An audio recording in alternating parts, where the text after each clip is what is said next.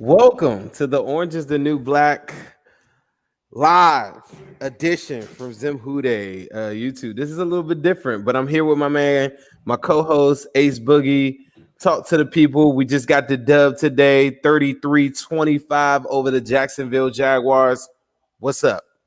It's a good day. Whenever we can get a dub, it's always good. This season, we've been waiting for one. We finally went and got one. We went out and handled business. I really saw a lot of things that I liked from the offense today. Also saw some things I liked from the defense today. But all in all, a good win definitely has me feeling somewhat optimistic about next week in Baltimore for sure. Yes, sir. So some of the points that I had, I guess, coming out of this game, I don't know if you guys understand this. This is crazy. Me and Ace been doing this for a while, right? Not only that we just got the dub or whatever, but we've been doing this for a while. I had never pulled up my YouTube, so it's a different format. We're gonna see how it goes today. We're gonna see if you guys are on board with everything. But it's the same exact show, so feel free to chime in, say whatever you got to say. But back to the game. I'm sorry. In the game itself, overall, we had some points that we had talked to after my live stream that I heard earlier today in the Harry Nuts game live on my Instagram. Right. Coming off of that game, to me, it's so simple. But you tell me, what were the keys to victory today? What were the reasons the Bengals won? I think the offensive line holding up had to happen. Obviously, after coming off of a game where there were 8 sacks, some of them were Joe's fault, some of them were the offensive line's fault. That definitely hurt us. Also, I think punching in, when you get those opportunities, the Bengals have had several opportunities throughout these first couple of weeks. They haven't always cashed them in. That was something that was key in this game. I think also they had to stop the run, right? We saw ever since Cleveland kind of went off, I've been always looking at what running backs we're facing. We had Miles Sanders last week. We had James Robinson this week. I thought they did a great job of stopping the run, especially with Geno out, especially with Mike Daniels out. That was one. Not giving up those big plays. I think in the last game, we kind of saw in the Eagles game right before the half, right in overtime or right before overtime, the defense gave up those big plays. We didn't really see that. So I think that those were some of the keys, were blocking for Joe Burrow. Also, I kind of touched on the coaching as well, calling the right plays, getting in a rhythm, being able to put Joe in this offense in great opportunities to take advantage. Essentially, I think they did all of that. There wasn't really much. Of course, the defense, some people I've heard talk about the defense, but looking at Zach Taylor, I kind of looked at after it, and he kind of gave game balls out. And he talked about the fact that they were able to hold the Jaguars under 100 yards rushing. Me being a guy that has James Robinson on my fantasy team, I was kind of worried about that coming in because he's done very well against other teams. So the fact that we were committed and able to stop him, I think that was huge. DJ Chark, I said that he would be a problem in the game. He scored 2 touchdowns, but they didn't let DJ Chark beat them and blow them out of this game. And also forcing turnovers. Gardner Minshew will turn the ball over. We did capitalize on those. So honestly, to me, I think they did everything that you had to do to get a victory. I can't hear you. Okay. So I can't let you live. Nah, you can go ahead. We can talk about it. So he gave us the most professional joint. We're gonna turn this episode up a little bit because I feel like we got a dub. All right, listen. He gave us the most professional answer he possibly could have earlier today, and I think I'm with you too. I'm not a big believer of the coaching staff, right? Mm-hmm. But from me, because I big up the players so much, I'm putting so much faith in the players. I always look straight to the players. I'm not looking for calls. I ain't looking for nothing extra. I just want my player one-on-one with whoever. And a lot of times coaching is very, very important to that. Earlier today and yesterday and all these days, coming into the game, before we started talking about coaching, I gave you 3 opportunities. I said, who gonna win the football game, Ace? What was your answer? I mean, saying it to you. First of all, I said that the Jaguars were going to win this game. I said that they were going to win this game to you and on various platforms. And everybody that follows me know that I said this. If you follow me on Twitter, you know that I was saying it. The only reason I said that we would lose to the Jaguars was because of the coaching. Because when you look at a lot of the games coming off the Eagles game is what really made me feel like this coaching held us back. Because when you look at that game, the Philadelphia Eagles, not a good team. Doug Peterson, good coach, but not a good team. And the fact that you had Deshaun Jackson go out of that game, the fact that you had Dallas Goedert go out of that game, another time you had Darius Slay go out of the game and Zach Taylor decided to run it 3 times. And he did it today again. Let's not get it twisted. Like, there was a dude from the Jags, Henderson, went out. And even the announcer of the game was like, Henderson's out. Like, why aren't you targeting that guy over there? They did go against that guy. His name was like... It was the first round corner, I think, from Florida. But he went out of the game. Number 37, because remember he went at him one time with AJ Green and he didn't catch it. He did go right after that. Right. But the announcer himself went out of his way to be like, you got to go at him with him being out of the game. So from that perspective, I just lost faith in his coaching staff because when I just backing things up, when I looked at this schedule to start the season, I was like, oh, Jags game is a win. Oh, Chargers game is a win. Oh, we're going to get one of them Browns games. Oh, we're going to, like, after we lost to the Eagles, I couldn't say that every game that I thought we were going to win, whether it's Giants, Dolphins, I couldn't say that we were going to win those based off of the situations when we were in with those teams. We didn't pull out the win. So, like, for me, it didn't come down to Joe Burrow. Joe Burrow was balling. Joe Burrow, if you look at his PFF score last week, he had an elite grade. He was one of the top quarterbacks last week performance-wise. And if you look at that in contrast to what he did today, he played better last week. So, to me, it was never about Joe Burrow. I'm a Joe Burrow believer. I felt like Joe Burrow could take us to the playoffs. But when I see these decisions that the coaching staff was making in terms of putting certain guys out there, like Fred Johnson last week, putting Billy Price out there, rolling to the right. Like, these were things that Zach changed today. If you notice, Joe Burrow rolled to the left because that's the stronger side of the line. So, like, little key decisions like that I saw from Zach was not what I saw in the first 3 games. I even saw a tweet that said this was Zach Taylor's best play calling game ever as a Bengals coach. Like, this was not that. So when I said the Jags, it was because I felt a lot of people were sleeping on the Jags because the Jags, from what I had seen from my research, they were top 7 in the NFL when it came to offensive efficiency. So that means that they're converting on, touchdown drives and stuff like that. They're putting up points. Zach Taylor, like, yeah, we've put up 30, but those are games that we should have put up 35, 40, like you said yourself. Like, those were games that we should have put up more points and cashed in on more opportunities. That's what I was worried about.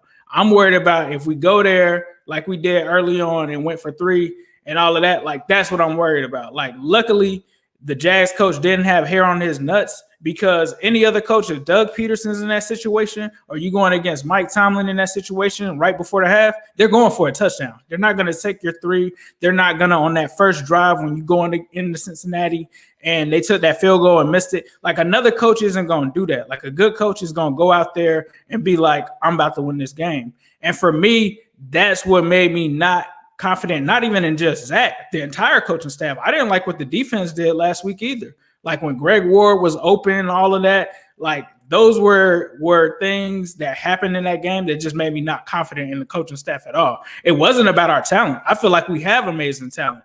I feel like we have an amazing quarterback, a top 10 quarterback. I don't hesitate to say that. But I felt like he was in a LeBron situation where it's like LeBron had Mike Brown as his coach, right? Mike Brown held the Cavs back. Like, yeah, LeBron did all that he could to get them in a position to win. But at the end of the day, when you're going against a Greg Popovich or you going against somebody like a Steph Van Gundy when LeBron and them lost to the Magic, you losing them games because of coaching. Like, that's what it comes down to. So for me, that's why I was where I was. And anybody that follows me, y'all saw me the whole week talking about how creative Jay Gruden was, how I never saw Zach Taylor run any trick plays, how I never saw any of that creativity that we hired him for. And y'all saw me talking about that all week. Like, that's why I said what I said. All right.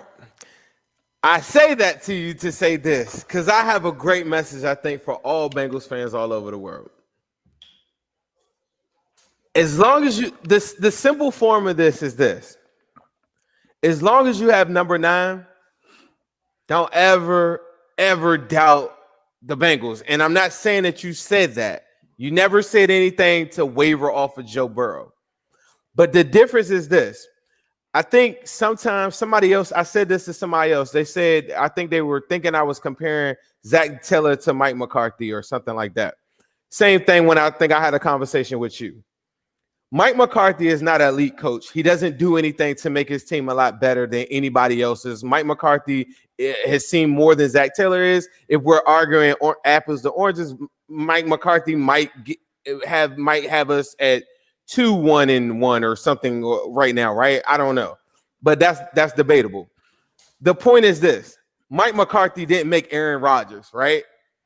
Zach Taylor is never going to make Joe Burrow. So my expectations versus your expectations are probably a little bit different. I'm not expecting the coaching staff to go win us or scheme us a game open. I'm only expecting our players to go out and go win and play. And on paper, Jags are some shit. You wanted to tell us about all this stuff about the Jags, and I got fantasy football. I'm going against Chark. I'm going against Robinson and stuff like that. On paper, talent-wise, whether I feel Carlos Dunlap is what he used to be, whether I feel AJ Green, on paper, I don't even know half them dudes. And the dudes that I do know, they not as lit as people thought they was. And I said that before the game. When we ended the conversation, I said, fuck the Jags. Like, that was the last thing I said to you before the game. Fuck the Jags. And I said that to say, as long as you have number 9, I'm never going to doubt anything. And just know, Zach Taylor will never put us in a position. If anybody is in here is hoping that Zach Taylor or Lou Anarumo or somebody like that is going to put us in a position to out-coach somebody, it's not happening. Like, that's not what he's here. Maybe throughout the years or something like that. Maybe with more attrition, more different times that you fail. He's learning, making in-games mistakes. This is one thing I was telling people on the live is that Bill Belichick is Bill Belichick because there's nothing he hasn't seen. That's his number one thing. So after every single drive, he doesn't wait till halftime to make adjustments. He's going to make an adjustment the play after, the week after. Somewhat of your point is true. If you go look at last week or even the Chargers game or even the Browns game, even from a defensive scheme point, there are different times where the coaching staff is not going to put our players in the best place to win. But I know that we don't have the best coaching staff. But trust me when I say this, our players are in a lot of different times, especially in the Eagles game, in position to go win the game. And even today, they were in a position with the Drew Sample drop touchdown where he lets the guy rip it from him. Hopkins it was a bullshit holding call or whatever from Hopkins on the Tyler Boyd touchdown. There are all these different ways that the players themselves hurt themselves. That's the difference between people not clicking on ESPN right now and not seeing 42 points. Zach Taylor or whoever you want to say got us down in the red zone every single game. But it's up to the players to execute on a lot of that shit. And this is the difference between winning and losing sometimes. When we win, things look good. People are going to forget the fact that nobody's even going to bring up Alex Erickson fair catching balls with 10 fucking yards in front of them. Like, that's the reality of winning. Like, we're not going to harp on small things. But when you go and win, like, everything looks better. So now Zach Taylor's coaching and his plays look better because we won. But we was in the red zone, and we're the worst red zone efficient team in the NFL. I think when they had two different tries down in the red zone and they didn't get it on 4th down, and then they came back with the next play and then to throw the Drew Sample one, he should have just ran the ball again. And if you didn't get it on 3rd down, run it again on 4th down. But the problem is that the players aren't executing or making plays in big key spots. So I always say, well, maybe they're not as good as we are that I thought we were. And that's the bottom line. A lot of people, like, you got to think when Joe Burrow's out on the football field, Joe Burrow doesn't think about anything from the Bengals pass. When Joe Mixon's running out there, he doesn't give a fuck about anything that happened in the Bengals pass. Tyler Boyd is from Pittsburgh. Like, he doesn't care about nothing. So a lot of people focus on the ghost of Cincinnati's pass or different things that didn't go in their favor or, I'm just like, and they just think the worst before we get up there. Key spot. We're up winning 7 points. This is a mentality that I want everybody to understand moving to the next the next couple games that are like the difference in the first 3 games is Joe Burrow had to have the harness on him because when he had when Joe Burrow had his first game, he's in his first rookie game, so they couldn't take the reins off of him. Second game, he goes and gets blitzed by the Browns like crazy. He has to catch up. He still goes for 30 points. Third game or whatever, they still couldn't take the reins off him fully because remember, we want to run the ball. Joe Mixon game. At the end of the game, and I said this in the press conference, Joe Burrow pretty much, he didn't guarantee it, but he said, we got to get this win on Sunday. We have to get, like, he hadn't said it definitively like that. Like, he had said that before. He said it, but he didn't say it like, you got to show me what he said before. The way he said it in the press conference that I played, Joe Burrow is saying, like, nah, this is a dub. Like without saying it. It's like this thing that he was doing, like the way he worded it, that's a dub. And people are so caught up on, like, say we got up 7 points in that game. Cool, right? Everybody texting me, including yourself. Oh, we got to score. We got, like, yeah, I want to score. Hell yeah, I want to score. I want to have a big lead, right? But when you go play Aaron Rodgers, when you go play Russell Wilson, when you go play Patrick Mahomes, you don't ever, they don't lose those games. They go up 7-10 points or whatever. Like the tie last week was fluke as shit. Like I honestly, I could go over plays, so many plays that players should have played. Higgins should have made a play in that Eagles game that could have won them the game. AJ Green could have made a play in a, like, there's so many different plays on offense that I look at. There's so many plays on defense where Wentz had no business. Like, everybody was in the position that they were supposed to be. Wentz scored on a touchdown. He had no business winning. But the difference is, in a game like this, I'm never worried. I don't feel like I need to pad a lead or anything like that, even though that would be nice, because I know I got to get the ball back. And people got to buy into this whole concept of, when you got a lead and you got number 9, he's dangerous as hell. And you're not going to lose those games anymore. But for 8 years, we lost those games.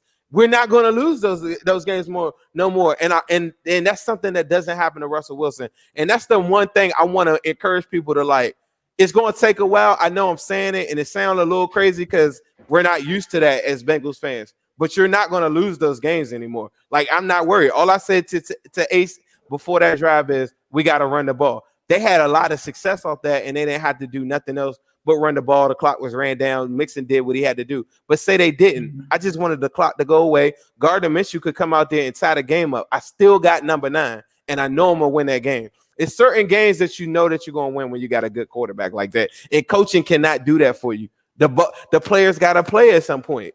Like, unless you got Kyle Shanahan that's going to scheme me up something crazy and nobody's going to be expecting it. Like, if you're basing this on Zach Taylor, next week you're going to hate Zach Taylor. I promise you that. Because when they go against the Ravens, who are a marginally better team, the same play calls will get ate the hell up. Like, it doesn't matter. They're just a better team. So for me, I think, and I don't know if you're just talking about Bengals fans in general when you say that, when you talk about the last 8 years, and I told you we need to put this game away, it's because when you look at the game last week in Philadelphia, that was the first game that they ever had a lead. They didn't put the game away.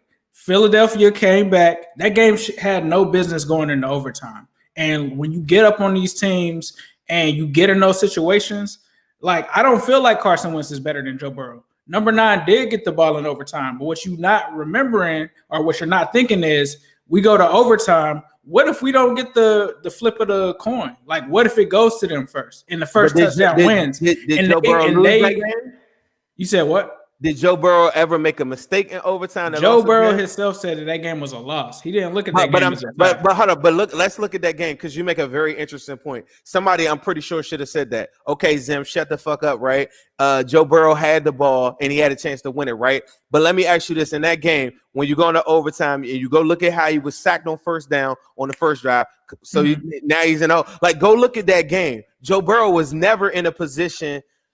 He never put us in a position. He never lost the game, is what I'm trying to tell you. What I'm saying is, Joe Burrow can't play defense. So if we flip a coin and the Jaguars got it, and let's just say LaShawn Sims gets beat on a deep route, like, what can Joe Burrow do? They win the game. So for me, that's what I was worried about. It's like, when we had these games where we get up on teams, especially teams that are not as good as us, put them to sleep. Like, make sure that we don't give them any kind of opportunity to creep back into a game. Because, bro, when you couldn't have told me when we scored against the Eagles, I'm like, oh, this game is over. Like, it's cool. We good. This is over. And then what happened in the fourth quarter happened. And I was just like, bro, I can't believe like this was a tie, because that's the difference between 2-2 right now and 1-2-0 or 1-2-1.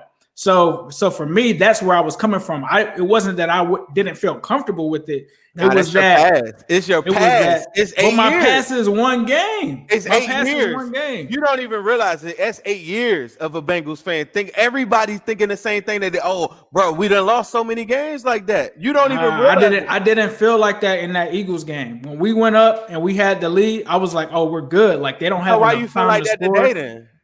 Why did I feel like that today? Because we gotta have some extra going on. Okay, let's go back to the first half. Like, this was very similar to like the Eagles game. Let's go back to the first half when the Jags with 57 seconds and no timeouts. Like, we had 3 timeouts. So good. Kudos to Zach on that, because if you've been watching the timeouts, he's been blowing timeouts like Marvin Lewis as well. But we had our timeouts.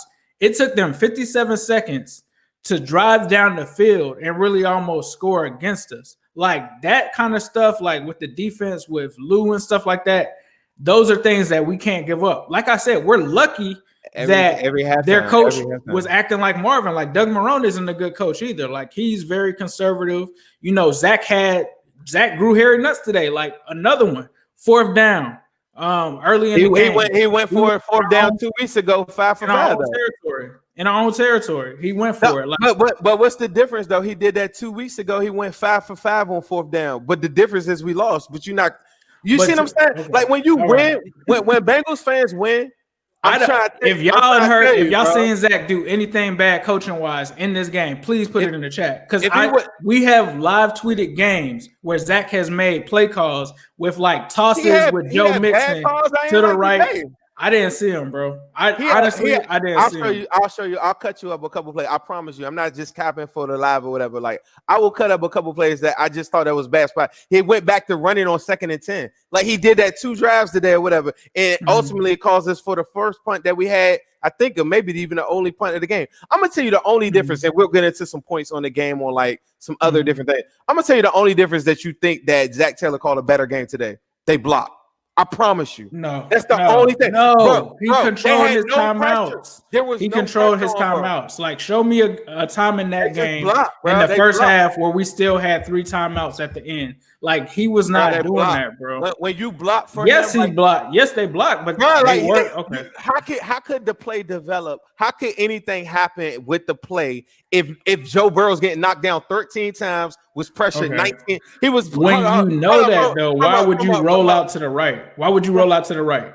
Why would you roll out to the right? Because he feels comfortable rolling out to the right. We went over that last week where we said everybody in this chat knows the right side of the line is the weakest part of the line. Cool. Why would you roll into? But I'm gonna just say this to you. Ultimately, you could call whatever you want. You could be Bill Belichick. You could be whoever you want. If you drop back and a guy's getting pressured 19 times, he gets knocked down 13 times and gets sacked 8 times. It doesn't matter what you call. Today, how many times was he pressured? 3. How many knockdowns? 3. How many sacks? None. And were his stats better? Were his stats better though? They were the same. But you see what I'm saying? But you're able to call. He had 300 yards last week, and he had more touchdowns. And how many more touchdowns? He had more touchdowns. He got sacked 8 times last week. Like Joe Burrow, like, but he had more touchdowns last week. You talk about these great quarterbacks. Aaron Rodgers can get sacked 8 times. What is he gonna do? He's gonna win the game, is he not? Listen, it's growing pains, and I understand your point, but there's a point in time, like, I feel like Aaron Rodgers would lose that game, though. You see what I'm saying? I understand what the point you're trying to make. Aaron Rodgers, that same belief, that's the belief that I have in Joe Burrow. But Aaron Rodgers would have lost that game. Pat Mahomes would have lost that game. Did y'all see Pat Mahomes against the Chargers? Like, he looked flustered. He looked like he couldn't do anything in that game. Like, it happens to the best of them, and I just don't think, like, you could say, like, to me, formations were the exact same. They had one little misdirection end around, which they tried to do. They had one to Erickson and one to Boyd or Higgins. They had one to Higgins, one to Boyd. We've never seen that play. And the only reason why it worked is because they've been doing them. They set that up for 3 weeks. They did them fake toss sweep, the mix in like they've been doing and getting killed on it, and instead they handed off. I feel like it got set up, so that is good play calling. But over the last weeks, I feel like he had good calls. But how could you call anything if a guy's getting killed? The only they didn't target Sample at all. So let me ask you this: next week they didn't target Sample last week at all. After a game where Sample had Sample fucked up today. Seven, I think something like 9 targets. The same game that Uzomah got hurt. I was sitting here before the game. I was like, oh, they got to go back to Sample because Sample was doing this thing last game. They didn't even target Sample last game, so I don't know what. Sample not even that lit to me. Like he's. I mean, you already know how I feel about Sample, but he's but slow. You got to at least target him. Okay, I feel like Joe Burrow is the more and more I learn about Joe Burrow to any tight end. Like you were talking about ball distribution every single game. Like 8 people touched the football with Joe Burrow. I wasn't talking about ball distribution. You did talking about Sample. No, anybody. Like you said that earlier today. But along with that, but let me tell you about this on a week-to-week basis. Next week, I promise you this. We're going to play a way better football team, and the defense is going to look very stupid in a lot of different spots. If you win the game, you will say the play calling is good. If you lose the game, it's not about that. It's not about that. Like Tyler Boyd is another one. Before last game, when was he targeting Tyler Boyd in the first 2 games? I feel like that's on Joe, though. In overtime, he should have targeted Tyler Boyd on the first 2 drives, and he never did. That's on Joe. That's not coaching. Zach can't make his arm go like that. And everybody knows you call plays. You know who your first read is. You know who your second read is. Like, yeah, that's possibly. Zach Taylor made him not throw to Tyler Boyd in overtime in the first 2. So are we gonna act like there's not plays for specific players? Like, but I'm asking, do you think that Joe Burrow had the option to throw to Tyler Boyd and he just didn't? I was kind of confused by that because from what we saw in the offseason, Tyler Boyd was supposed to be his number 1 guy. So why aren't you calling plays for Tyler Boyd? I feel you, but Joe Burrow got the keys now. Like, I don't know about them, but if he should have went to Tyler Boyd. That's how I look at it. I feel like we saying the same thing in a nutshell. Like, we need better coaching, and I fuck with that. I liked what I saw today. Like, I can't name the last time. But I think you're gonna hate it next week. I think you're gonna hate it next week. It don't matter to me. I don't think that, like, if we lose to Baltimore, cool. But if we're losing to Baltimore like we lost to the Browns off of play calls in the red zone, yeah, I'm gonna be mad. Like, I'm gonna be like, bro, we could have had a touchdown there instead of 3. Like, why did we call that? Or like, if we're on the 1 yard line and we could have run a QB sneak with Joe Burrow, and then we get a holding call the next play, and then we got to run something else that doesn't make sense. Yeah, I'm going to be mad. But, like, if it's just that they beat us, both teams show up, and we lose by a little bit, no, I'm not going to be mad. But when it's coaching that's involved that dictates the outcome, then, yeah, I'm going to be upset with it because – from Zach's perspective, I heard a lot of this, and I went to bat for Zach. Don't get it twisted. I went to bat for years, like from day one for Zach, because a lot of people that watched him at UC, and you get a lot of those Bengals fans in here and like, I wasn't the only person calling for Zach Taylor. That's another thing. It's a lot of people in this chat that was calling for Zach Taylor's head after the game too, but that's neither here nor there. A lot of people felt like he wasn't a good play caller. That's why when he got up last week after the game, reporters are asking him, hey, are you going to give up the play calling duties and give them to Brian Callahan? Like, people don't ask you that if that's not a concern. And another thing, I talked about the video after the game where people were getting game balls. Guess who got a game ball? Guess who got the last game ball? Zach Taylor. And Joe Mixon gave it to him. He said, Zach Taylor, for this game that you called, you get a game ball. At the end of the game. That's just what you do. That's just what you do for your coach with the first one. I'm gonna tell y'all the sad realities of fandom. Like, this is the realest shit y'all will ever hear right here. If we lose that game, do you know what we talking about on this thing? And it's so crazy that we won the game. It doesn't even. We talking about fire Zach Taylor. If they lost that game, hold on. Wait a second. If we lose that game, I'm gonna tell y'all the number 1 topic we talking about: the 3 late hits to Joe Burrow today that were not called. The late hits from the dude from number 42, the dirty ass hit from 42 or 2 different hits. Dirty as hell. So this is what happens when you win and versus when you lose. First and foremost, any of my ops, right? All of my ops that hit me today, right? The first thing that they hit me, you know what they say? Oh, it was just the Jaguars. But before the game, it was we were going to lose to the Jaguars. It's the difference between winning and losing, and it's the sad reality that people don't. You got to swallow this pill sometimes and understand.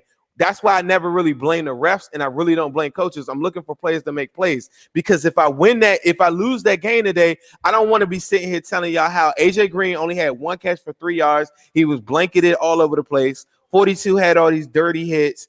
Zach Taylor shouldn't be calling runs on second down. Like when you lose, it magnifies everything that you did that wasn't right. So next week when we go to play Baltimore, everybody got to stay woke. It's the same formation. It's the same offense. It's the same defense. The players have to go and do something very special to go beat them. They have to go do some stuff that the coaching staff is not even capable of doing. You know what I'm saying? Right. So that's what I'm trying to tell people. Like, you got to understand, like, when we win, people are going to downplay everything. They're going to downplay the fact that it was the Jags. Before I played the Jags, you said we were going to lose to the Jags. 3 people texted me and said we was going to lose to the Jags. Immediately after we won the game, everybody that said that said, oh, it was just the Jags. Because but I said we were going to lose because of coaching. Like, Zach Taylor brought his A game. Oh, it was the Jags. And that's what I'm trying to tell you. Every single time you win a game. The Eagles won. How many games had the Eagles won? The Jags had one more win than the Eagles. Like, they both suck. Both those teams suck. Exactly. We lost to teams that aren't good. We've lost to them. Like, let's not act like we're But at the end of the Eagles game, nobody said the Eagles suck. Nobody did. What? They said that Zach Taylor sucked. A lot of people said the Eagles suck. A lot of people were upset that we lost to them. I don't even think Zach Taylor sucks. I just think he's an average coach that hasn't seen a lot yet. So it's hard for him to make a lot of adjustments that some of the big time coaches went. If you're looking for him to be some creative Kyle Shanahan, I'm not looking for that. Look at Stefanski. Let me say my Look at Stefanski if you're looking for him to be a Sean McVay type coach or whatever, he's just not capable of that. He's not as smart as Sean McVay. He doesn't have the play design. We've already seen that through 2 seasons. Okay. So people locking in on that, like, you're not going to get that. What you're going to get is the same plays, because it's the same system that they're trying to get in cohesion with. They're going to play a better Baltimore Ravens team, and it's going to make the defense look crazy. When Lamar Jackson and whoever they decide to hand the ball off of runs for 200 yards, right? Everybody's going to say, what is Lou Anarumo doing? No, like, you're going up against a better team, period. And today they gave Joe Burrow time, period. Do you have anything today that you saw that you think that there's something that we need to look at? Because I kind of hinted at something like AJ Green, the 3 yards. Are you worried about that? I mean, for me, I think it's clear that maybe AJ has lost a step. I don't know if it's a hamstring. I don't know. It's just not the same AJ. So I think they kind of realized that mid-game and started going more to Tyler Boyd and T. Higgins. I don't have a problem with that. In terms of the coaching, like we said, Kevin Stefanski, prime example. Nobody expects him to be the next great offensive coach. What they're doing in Cleveland is simple. They're putting Baker Mayfield on the Andy Dalton diet, and it's working. It started against us. You know, they've run off 3 wins now. Like, they're winning. They're winning with a game plan where they're relying on their run game, trusting Baker Mayfield to play like Andy Dalton, and holding on to the game, and it's winning. So they got a way better team though. They have a better coaching staff. I don't feel like, to be honest with you, I don't feel like the Browns are better than us like that, bro. Like, I don't. I feel like we should have won that game. And I think I wouldn't point out the coaching so much if these games were blowouts. Like, if we weren't in those games, like, nah, okay, they just had the better team or this and that. Like, if it's not that we're losing these games, and Zach Taylor has some crazy record where he has this bad record in games of 3 points or less or something like that, 1-score games. That's my only issue. But I think this gave me some optimism because of what I saw from Zach. I love the creativity, seeing Gio and Joe on the field at the same time, seeing Joe get involved in the passing game, as we've seen a little bit, but they really stuck to it. Seeing Joe, like, really involved in the plays that they use for him, and T. Higgins, like, I can go with that. I can rock with that. I can rock with that in the next game. Like, I'm almost optimistic to the point where one of the things about the Ravens, yes, they're a great team. Yes, they have all of these weapons and all of that. But the one thing that they do not have, that I get on my man Sonny, that's a Ravens fan. We do the AFC North talk together. Everybody in the division says this. They do not have a pass rush. And if you let Joe Burrow sit back there and eat you up and Zach's calling up the right plays, this is going to be closer than a lot of people think. Like, this could possibly be a game where we get lucky and get a win. But it's going to have to be the perfect script, and it's going to have to be the perfect game for us to call against those guys. So I feel very confident going into the next game based off of what I've seen from Zach Taylor in this game. I'm still a little bit worried about the defense, but like you said, this is LJ. But what a good coach would do, and I don't know why Lamar said this, and I hear MVP this now. Before you say this is the reigning MVP we talking about here. Before you say this next statement, let's talk about it. Stay alert. So one thing that we talked about on the AFC North talk is after that Chiefs game, Lamar Jackson said they did exactly what the Titans did to me in the playoffs. Your antennas, if you're Zach Taylor, should have went straight up. Any defensive coordinator in the NFL, when Lamar Jackson said that and finished that game with 97 yards passing and did not look like Lamar Jackson, MVP Lamar Jackson, that's the game plan. You take exactly what the Titans did on defense, Lou Anarumo, and you run that. And Zach Taylor, you do whatever you want to do on offense. You can use the same game plan from this week. But when it comes to defensively, that coaching staff should have been like, we're going to do exactly what the Tennessee Titans did because the Chiefs did the same thing. The Chiefs aren't a good defense, and it worked. And we got to do that. Like, that's what we have to do to go in and beat Lamar Jackson, especially with him being in this division. Why not take it? You got the blueprint, take it and execute it and do what you got to do to come out of there with a win. Because if Zach Taylor's calling that fire like he was today, oh yeah, you throw G up like, bro. How long have we said? Giovanni Bernard and Joe Mixon should be on the field at the same time? How many times have we said that? Right. We said that for a while. So like, bro, he's not calling fire, dog. They just blocked. Like, he was calling fire today. Bro, he was calling fire today. He was calling fire today. Zach was put the fire emojis in the comments, and Zach was calling that fire today. He was calling that fire today. I'm trying to tell all y'all today. Like it brought me to the realities of this football team. And I said this last week. Like, I agree with you on so many different points. And I definitely agree with you, like on coaching, period. Like, I do want a coach that can do, like, make the play calling stuff to put me in a better position. But I think it's very telling that he was like, 0 for 7 on games within one, within one scoring. Like, I just know he's not capable. The only way he could get better is just processing through losing and making bad decisions and learning from his mistakes, for real. Because he's just not like a guy he's not a genius level talent that's going to take our team to this, like, it's not that. It's going to be Joe Burrow, and it's going to be the line blocking. Like, today, like, just look at the pockets. All the pockets was clean. All the pockets was clean. Like it doesn't matter what I call. If I got elite quarterback and the pockets was clean, the difference is, okay, say the Ravens do that. I'm going to tell you one thing that, and I'm not saying this to disagree with you.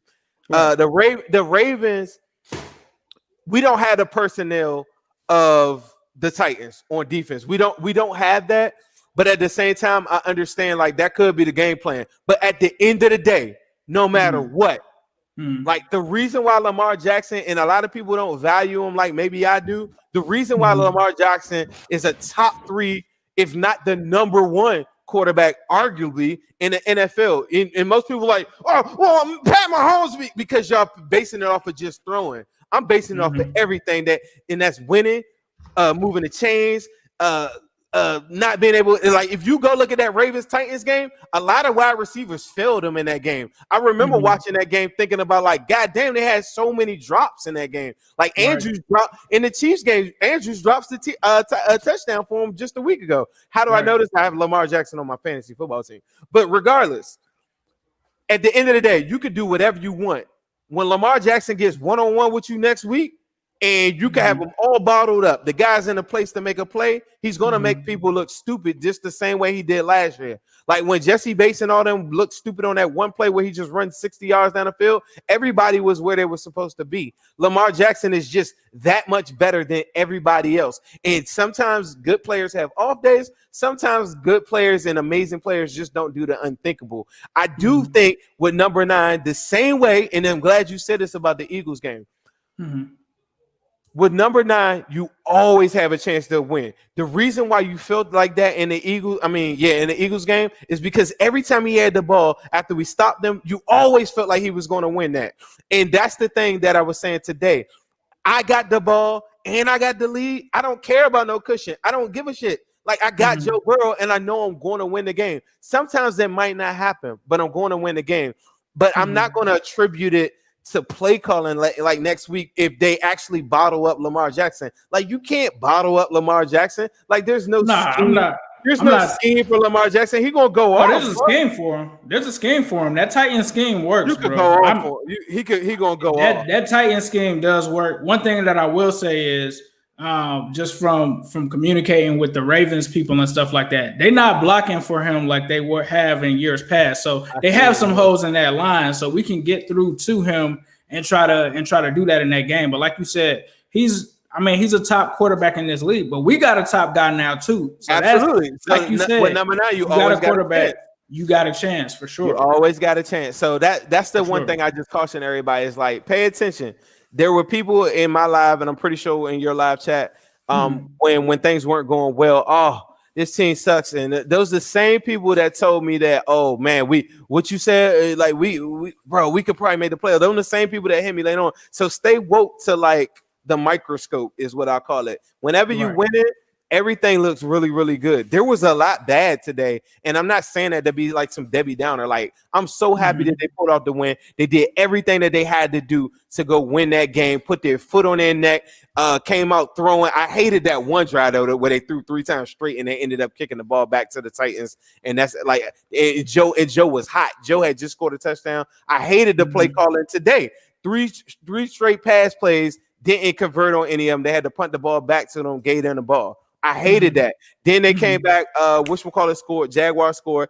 Then the Bengals come back, and then Joe Mixon does what he has to do when they started handling the ball. To me, a lot of it's just the players just rising up. I said this all throughout the game and last week.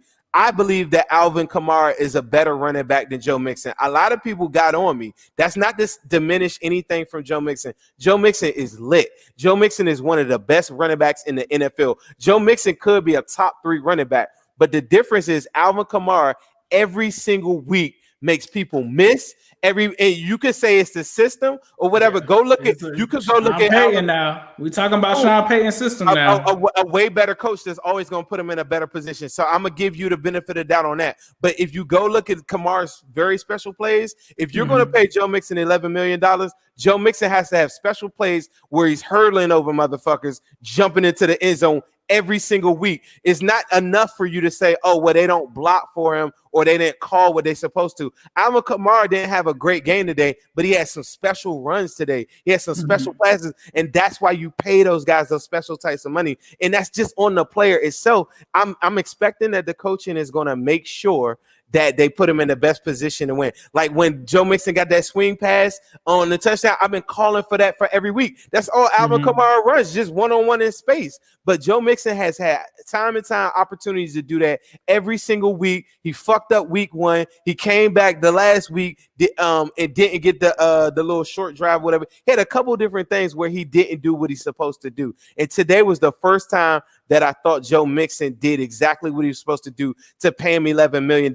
And that's just my opinion that Alvin Kamara is better. But if you watch a full Saints game, Alvin Kamara can absolutely carry the whole team on his back. And if they win or they lose, it's going to probably be a lot to do with Alvin Kamara. Joe Mixon doesn't even have to do that for the Bengals. He's got Joe Burrow to do it. Drew Brees with a lesser arm right now in this stage of his career relies on Michael Thomas and Alvin Kamara to make plays for him. And Joe Burrow and the Bengals need to do the same thing, whether it's AJ Green, Tyler Boyd, or Joe Mixon every single week. We shouldn't even be talking about what Joe Burrow did or he didn't. But I just know that Joe Burrow is going to win the game. And Joe Mixon today was special. And normally this year he hasn't been special. And that's what it's going to take for them to beat the Ravens. That's what it's going to take for them. If anybody has aspirations like I do of them getting 7-8-1, 8-7-1, going to playoffs, it's just our best players absolutely being better than what I thought they were or being what I think they are. I don't think Carlos Dunlap is really good anymore, right? But the average Bengals fan thinks that he's really, really good. When he goes to engage on his blocker and break through, and he's always right there, the quarterback, he just doesn't have it in him anymore to get free. So he just puts his hands up at this stage in his career. That's my belief. I could be wrong. I hope he proves me wrong every week. But at some point, Bengals fans got to say, We just don't have better players sometimes. In the Browns roster, the Browns roster is really good. We were talking about the Browns, like their roster is good as it is. I don't think they're I don't think that they have a better team than us like that. I don't think it's that much of a difference. That's just my opinion.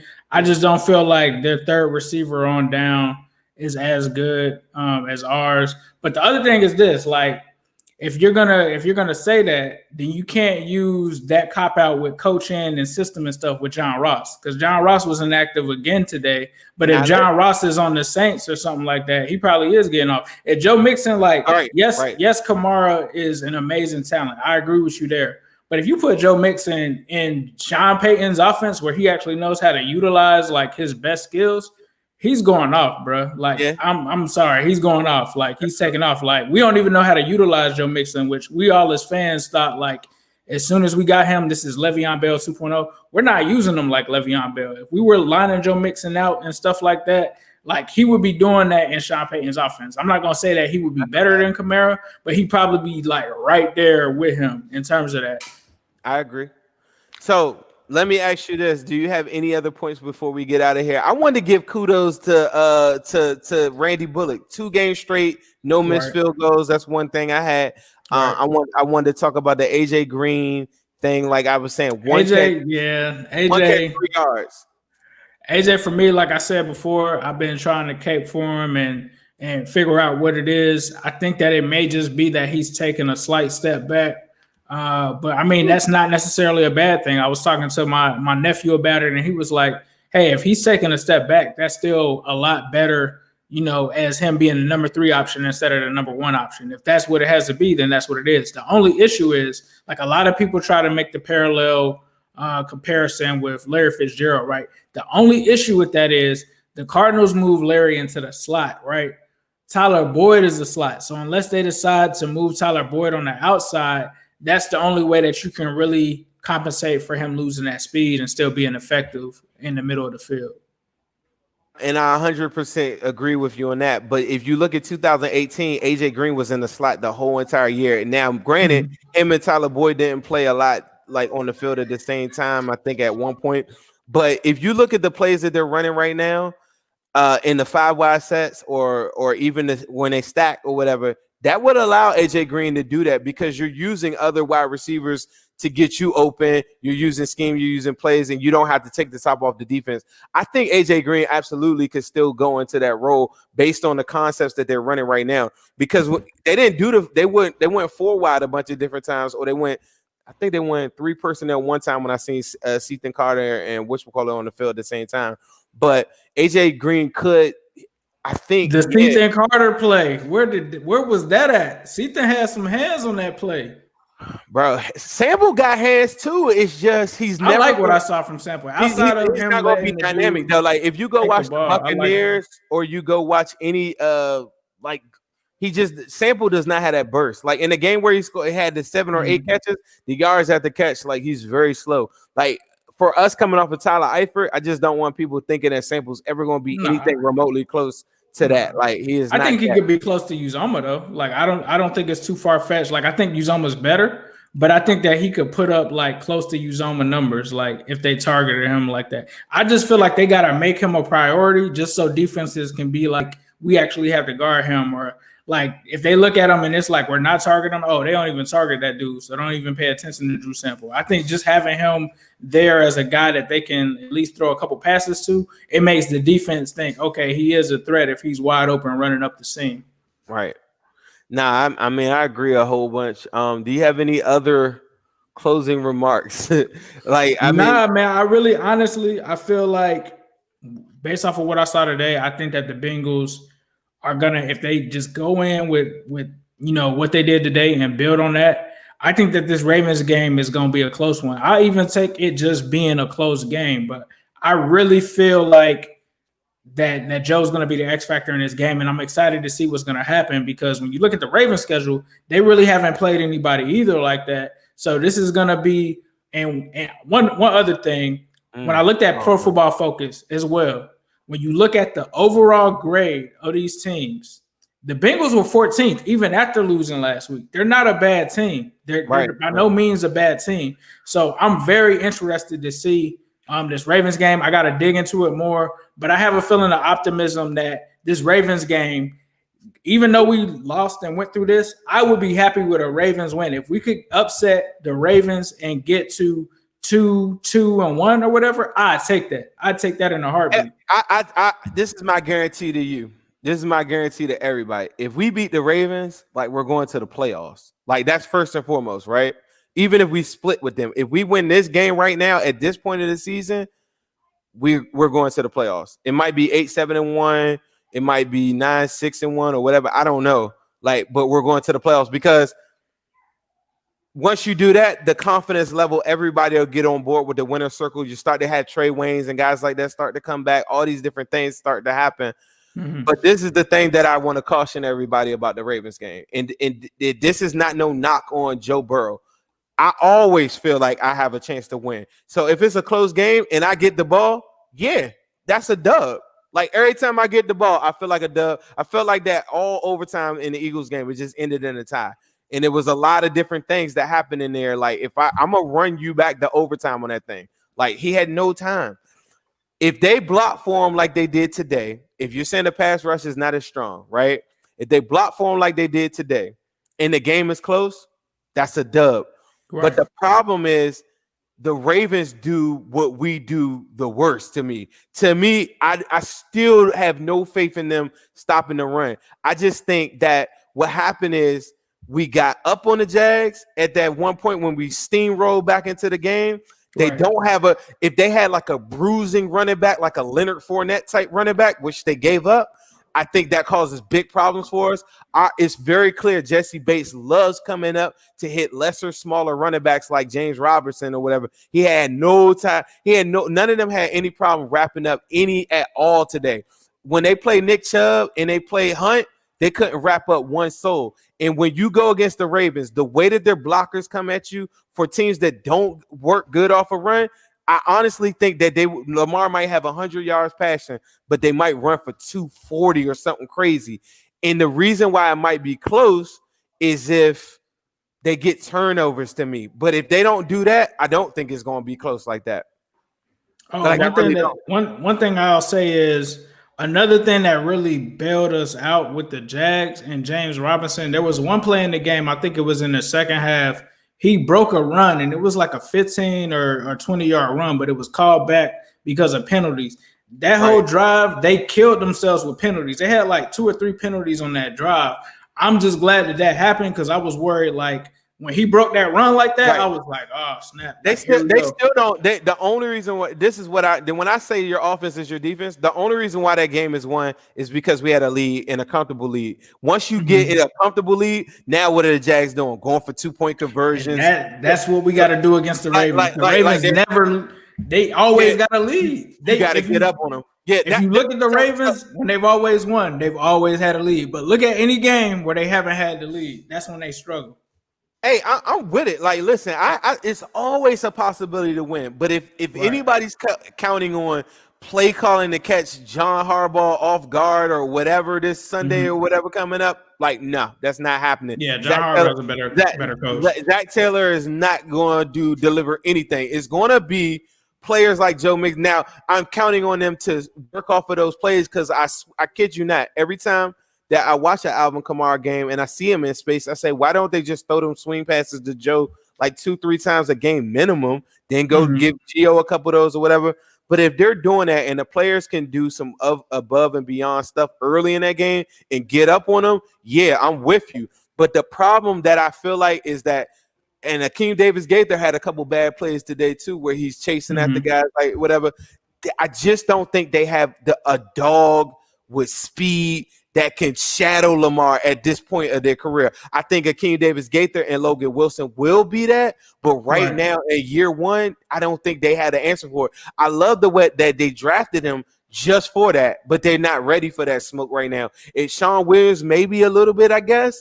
Von Bell, maybe a little bit. Like, I feel like their whole team is designed to stop Lamar Jackson, but seeing is believing, and I do doubt that based on what I've seen in the past, and that's the Bengals ghost pass coming back right now. And just like I said today, the only thing that stopped them from losing the lead or losing that game to me is because the offensive line blocked their asses off today, and then two, the defense never got put on their heels where some running back that was big as hell was steamrolling over people. When the Bengals go to play teams that can run the ball, those are the games that I'm more scared of. Like the Jaguars put no fear in my heart. Like him catching Robinson catching a bunch of passes. I talked about that in space, but Lamar Jackson, that's a different animal. They're going to throw 3 running backs at you. All of them dudes got different gears. They're going to be running the ball.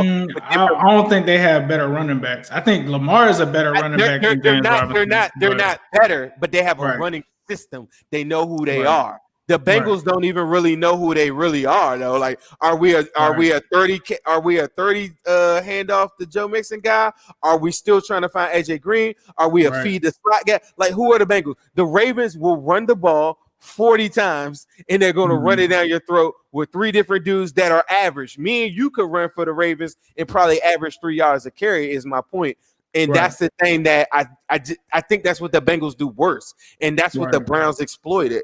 And that's the one thing that I would caution everybody about, like thinking that, whatever. But with number 9, I want everybody to get into this habit of, if you have a lead or anything like that, like Joe Burrow is going to win. The same way that if Pat Mahomes had the ball and they were up 7 or they're down 7 and he gets the ball, you always thinking they're going to drive down the field. To this day, I still think Tom Brady going to feel like that. I feel like that after 4 weeks with Joe Burrow, like definitely no cap for no live, none of that. Like I really feel that in my heart. Like I'm not scared what happens, what the defense does. If he can get it within 1 score, Joe Burrow can go win the Ravens next week.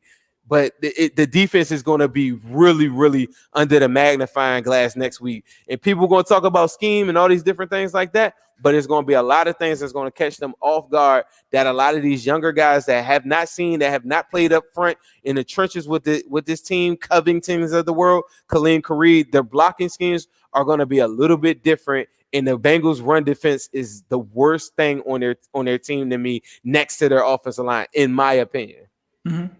No, that's real. That's real. With that said, that was the first ever Orange is the New Black podcast from the Zim Who Dey YouTube. Please make sure you subscribe to Zim Who Dey YouTube. Please make sure y'all go to zimwhodey.com. But more importantly, please make sure you follow Ace Boogie, New Stripe City on Twitter. Make sure you follow him on Instagram. Check out all the shows on here. Chalk Talk. We need to get Mac Minnick on here to talk about like the play calling in this game. More importantly, and talk about everything else. I'm gonna let Ace finish watching the Lakers go win their game and go up 3. Other than that, y'all have a great night. Ace, you got anything you want to say?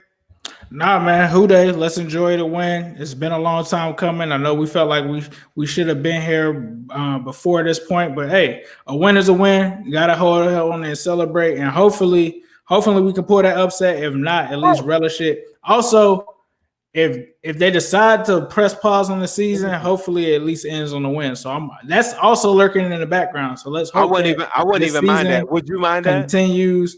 I wanted to go. I want to see what we can do against Lamar before they press pause. I want to see that. I really want to see that before they press pause. I'll tell you this, the way he was getting killed before this game just now, Joe Burrow, I was like, I've seen enough. I know I got the quarterback. Maybe I could regroup in the offseason, go get me an offensive line. I was kind of thinking that, but I in the spirit of playing football, like, let's keep on playing. Do we want to give up our special announcement that we got? We got 2 big interviews coming up. Let's do it. This is for everybody that subscribed to Zim Who Dey's YouTube channel. If you haven't subscribed, be sure to subscribe because we're going to be dropping stuff like this on the channels. And if you're not subscribed, you're not going to hear it. So be sure to hit that subscription down there and subscribe to his YouTube page. Yes. Well, go ahead, Zim. I want to hold off on it a little bit. This upcoming Tuesday, make sure you check out me or Ace. You got to keep up with us. You got to follow us on Twitter. We might stream from my YouTube. We might stream from his YouTube. We're going to keep that under wraps. But we have a very big interview coming up Tuesday, and that's the only tease I could give y'all right now. And then the following Tuesday after that, we got an even bigger, another big one. So 2 very big current players. I will say that. Current players. I gave a hint earlier in my live earlier today to people.